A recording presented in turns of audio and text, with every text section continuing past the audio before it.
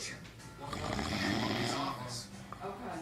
There are so many places that asking him for account is pointless.